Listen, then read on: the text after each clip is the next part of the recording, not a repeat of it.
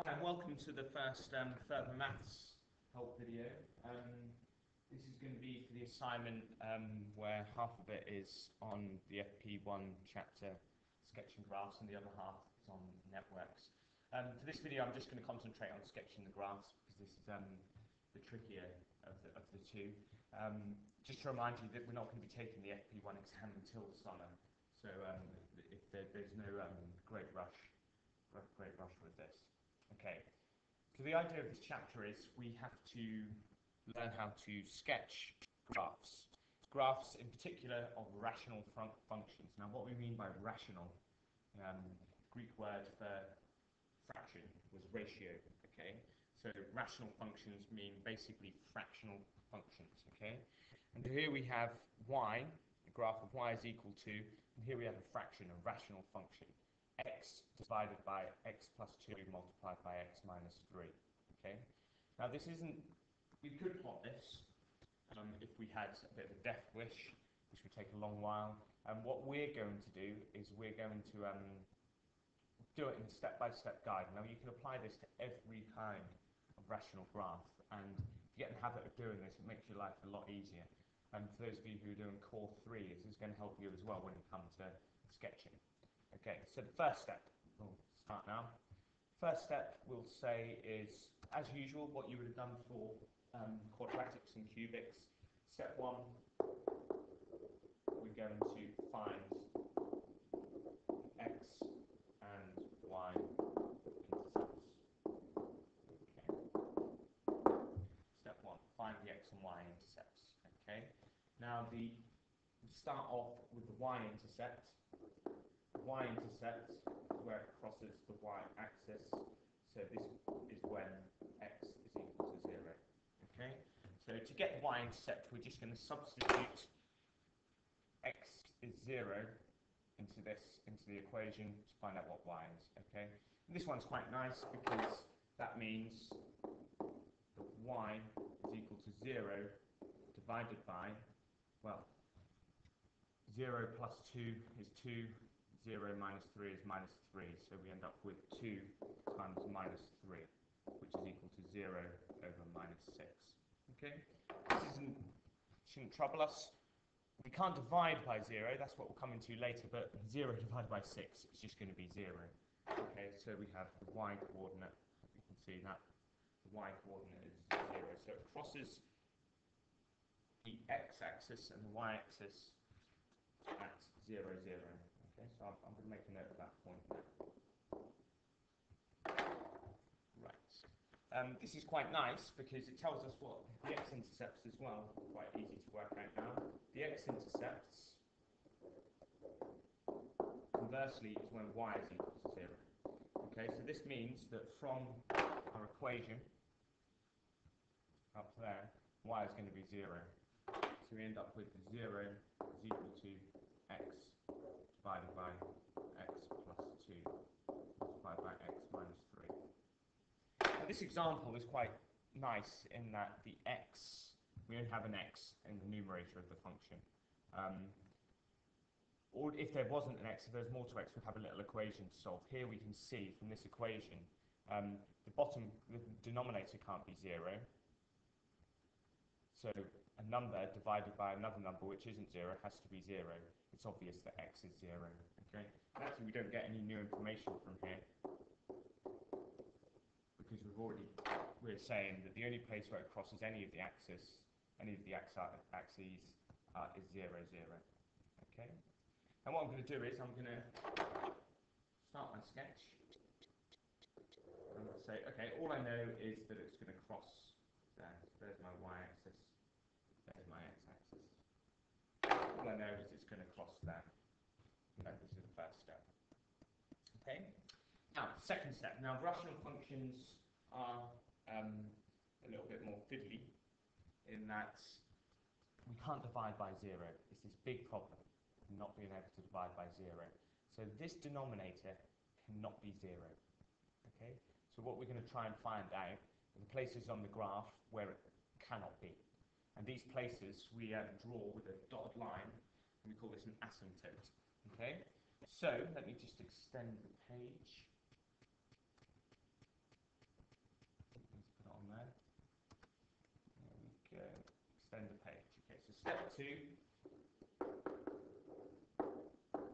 find the vertical asymptotes.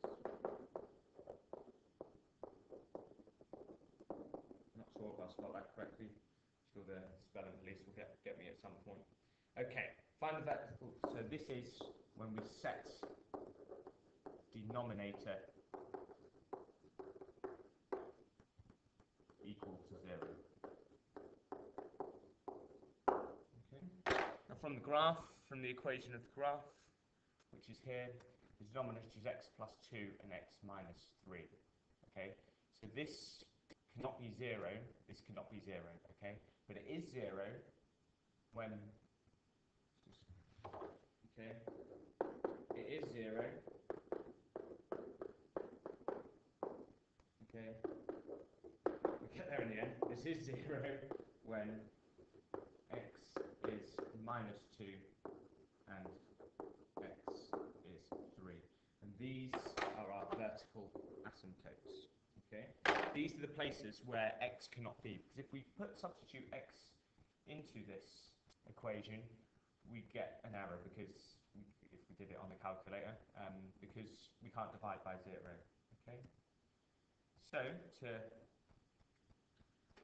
add to the sketch, now it crosses at 0, 0. There's our y.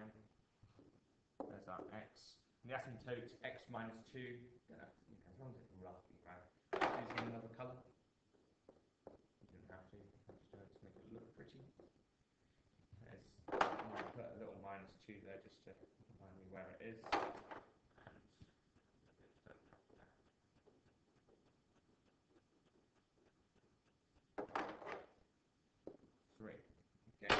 We haven't actually drawn any of the graph yet. We've just drawn places where it does one point where it crosses and 2 lines where it cannot cross. Okay, the graph cannot cross here. And this is our next step. It's to examine step 3. Okay, examine the behavior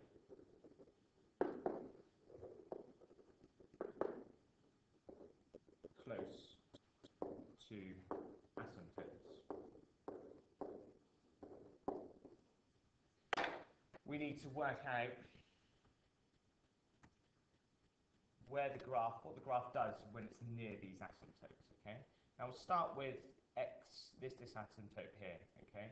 Now I'm going to actually do this to the side of the graph. I'm not going to draw a new graph now, but I'm going to, you don't have to draw a new graph, but I'm going to do this to the side. I'm going to do it around about here, okay? Or for the x equals 3, I'll do it around here. Make my mind up. Right. Now let's see, by looking at the equation, what happens if x is on the right-hand side of this asymptote, i.e. when x is just a little bit bigger than 3, okay? Now, I'm going to write this. This isn't a set notation, but this is good for your notes. I'm going to say when x is equal to 3, I'll put a little plus up there. It's just something a little bit bigger than 3, okay? Now we have to look at the equation. Y is equal to, okay, x. Now, all I'm worried about is whether it's positive or negative, all right?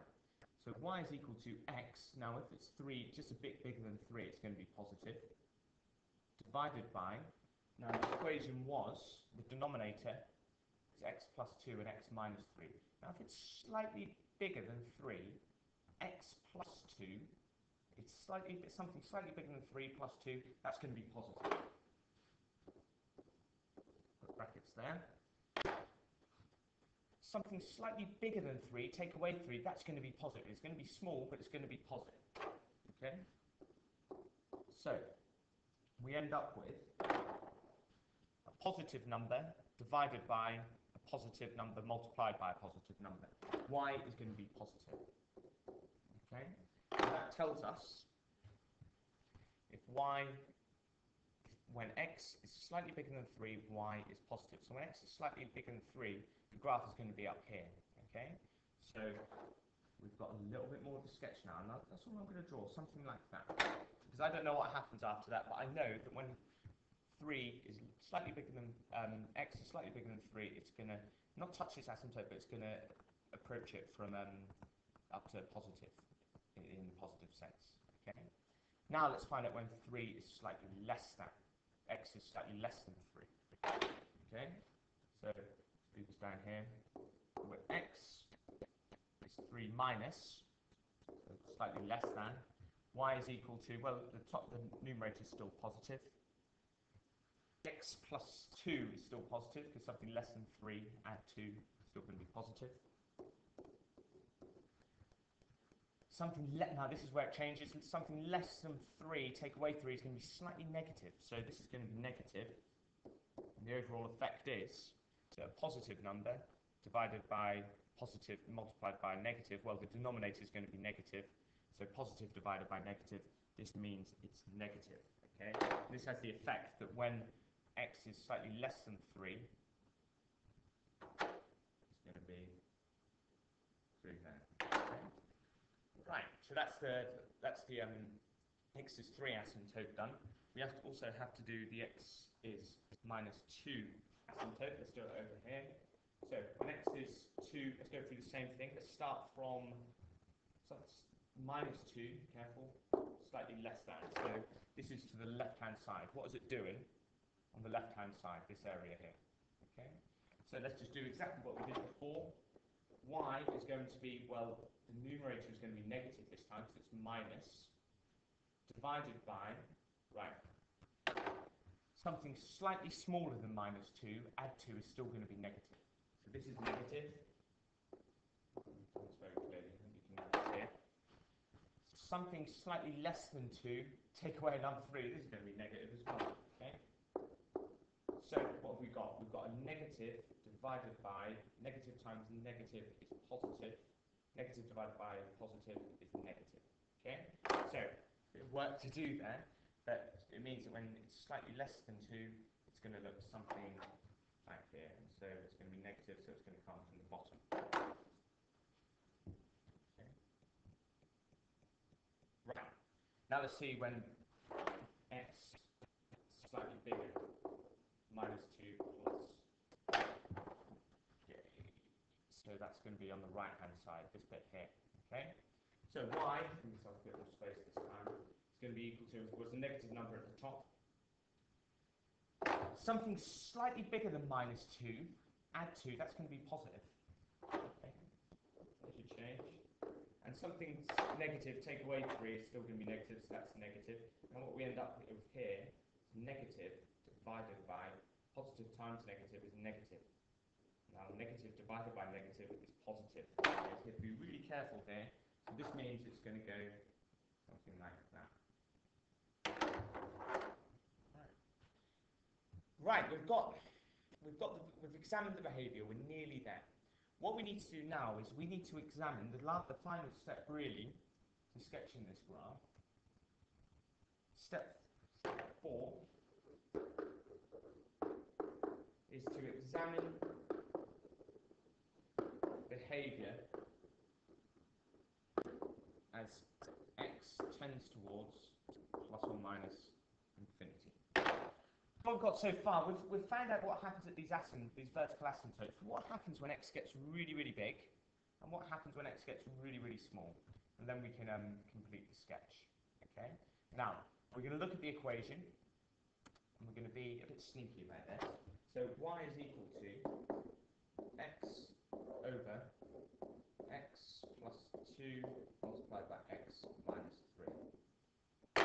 Right. What are the dominant terms in the numerator and the denominator? Well, what do I mean by dominant? What is the biggest power of x? Okay? Because it's the biggest power of x which is going to have the most effect on what y is. Let's just take as an aside, let's just completely randomize this. Okay, let's say we've got y is equal to x squared plus x plus 2. Okay, now when x is really small, this is a complete just random thing. When x is really small, say x is 1, we get 1 squared plus 1 is 2 plus 2 is 4. Okay. Not really, the x squared doesn't really have much of an effect. The biggest term is this 2, the biggest effect actually. But if say x is 100, okay, we get y is equal to 100 squared plus 100 plus 2. Okay. Now 100 squared is going to be 10,000. A second, 10 to the 4, 1, 2, 3, 4. Plus 100 plus 2. Now, 10,000 by which is equal to, in the end, 10,102. Now the 10,000, the x squared term, has by far the biggest effect on what this value is. It's the dominant term. And as x gets bigger and bigger, the x squared is going to be, the x plus 2 is kind of really immaterial. It's the x squared bit term because it gets bigger a lot quicker. Alright? So that's what we mean by dominant term. So y is equal to, well, the dominant term on the numerator is just x, because we've just got x there. Now, x plus 2 multiplied by x minus 3 is going to give us a quadratic, which is x squared minus x minus 6. Now, the dominant term in the denominator is x squared. Okay, so I'm just going to write y tends towards x over x squared. Now that we can simplify that. Y tends towards, by cancelling the x's, 1 over x. Okay. So, what does this mean? This means that as x gets very, very big, positively, y becomes very, very small. Because if you think 1 divided by x, something really big is really, really small. And more importantly, it's going to be positive. Because x is positive, 1 divided by a positive number means that y is positive. So what this means in the graph is that as x gets really big, y is positive and gets really small.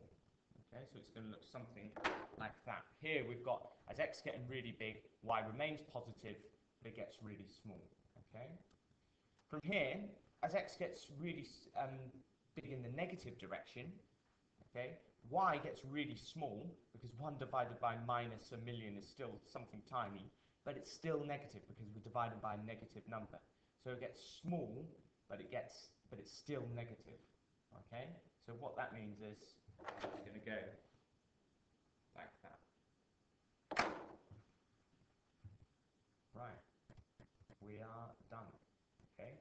Now, with examined behaviours, now just a case of joining up the sketches which you've done. So this is going to go something like that. The other branch is going to go... Oh, that's a bit of a shocking one, but I should have joined up there. Never mind. What's going on here?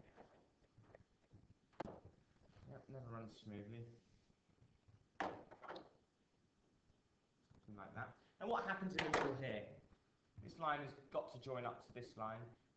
There's going to be a turning point in here. For this module, you don't have to worry about how many turning points, because that's a calculus problem. But what's going to happen is it's going to look, it's got to cross through there, so it's going to have to go through like that. And there is our graph. There is our graph of y is equal to x over x plus 2 multiplied by x minus 3. So as a recap, you go through the set steps. Step 1, find the x and y intercepts by setting x is 0 to get the y intercepts and y is 0 to get the x intercepts. Step 2, find the vertical asymptotes. Okay, and to do this you set the denominator equal to 0. Now here the denominator is quite nice because it was already factorised. You may have to factorise the denominator if it's a quadratic to be factorised. And here we just set, it's just like solving a quadratic equation really. You set, for these, it can't be 0, so x can't be minus 2 or x is 3. Denote the asymptotes by a dotted line. Okay. Step 3, examine the behaviour close to these asymptotes.